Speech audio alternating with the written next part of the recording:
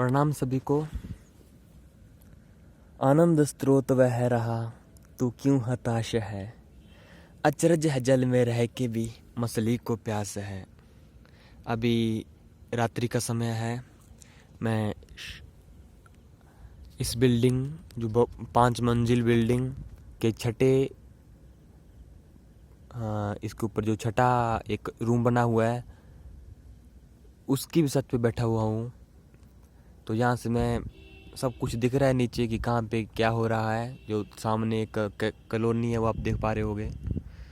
तो एक छोटा सा विचार था। ये कुछ लोगों को लगता है, कुछ भाइयों को लगता है कि ये जो जीवन है ना, ब्रह्मचर्य सफेद वस्त्र धारण कर लिए ना, पैरों में खड़ाऊ पहन लिए, तो ये बड़ा ही बोरिंग जीवन होगा ना, बड़ा ही रूखा सूखा जीवन होगा। असली मज़ा तो नौकरी करने में है ना, गर्लफ्रेंड बनाने में है, शादी करने में है, बच्चे पैदा करने में है, पिकनिक मनाने में है, क्लबों में जाने में है ना, और महंगी महंगी गाड़ियों में घूमने में है। कुछ लोगों को लगता है अरे उसमें मज़ा है, ये ज़िंदगी तो बड़ी ही रूखी सूखी है, इसमें क्या आनंद है। कुछ लोग ऐसा सोचते होंगे। लेकिन आज मैं आपको क्लियर कर देना चाहता हूँ कि असली सुख क्या है।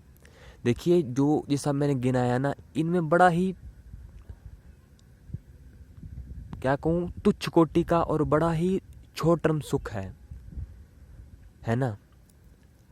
कैसा लगेगा अगर तुमको 24 घंटे एक अलग सा ही सुरूर रहे, है ना, एक अलग सा ही जुनून जज्बा रहे। उनमें जो आप कहते हो ना, ये सब चीज़ों में बड़ा ही छोट टर्म सुख है, बड़ा ही तुच्छ है, बड़ा ही कुंठित है वो, और उसके बड़े ही दुष्परिणाम है। देखा करो भी कभी किसी बुढ़े को जिसने भोगों में अपनी पूरी जीवन गुजार दिया ना, कैसे उसकी रीढ़ की हड्डी झुकी पड़ी है। बड़ा ही वो एक बड़े ही उसके चेहरे पे एक रिग्रेट छाया रहता है ना, अरे मैंने ज़िंदगी में किया क्या। तो मेरे भाई, जो मज़ा इस आध्यात्मिक जीवन में है ना, जो आनंद इस आध्यात्मिक जीवन में हर घंटे, हर क्षण, हर आनंद में मतलब इतना उसमें बीतता है ना, वो गजब होता है, वो गजब है ना। इसलिए तो कहते हैं, जो सुख पायो प्रभु भजन में, वो सुख नाही अमीरी में, मन लग गयो यार फकीरी में।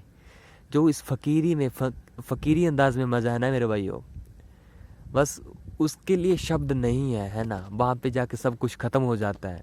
कुछ लोगों को लगता होगा, लेकिन अब मैं क्या कहूँ, है ना। ऐसे क्यों महात्मा बुद्ध ने घर छोड़ दिया था, है ना। अगर उसमें सुख होता, उसके पास बताओ किस चीज़ की कमी थी, है ना। इतने बड़े महाराजा के बेटे थे, वो राजकुमार थे, क्यों वो सब कुछ छोड़ के एक विरक्त वेश में, एक वैरागी बन के जंगलों में चले गए। जानने की मित्रों, आनंद कुछ और है ना। क्यों कई बार जब तुम्हारा किसी का झगड़ा होता है तो क्यों एक बार ऐसा लगता है अरे दुनिया बड़ी ही दुखदायक है, एक क्षण के लिए आपके मन में आता होगा। जानने की आनंद कुछ और है। आपको बताऊं एक चीज़, हर क्षण ना प्रकृति की सृष्टि आपको कहना चाह रही है, ओ मूर्ख इंसान, जाग ले, जाग तू। जिन चीज़ों में सुख ढूंढ रहा है ना, तो उसमें सुख नहीं है। असली सुख तो कहीं और है, तो क्यों सो रहा है।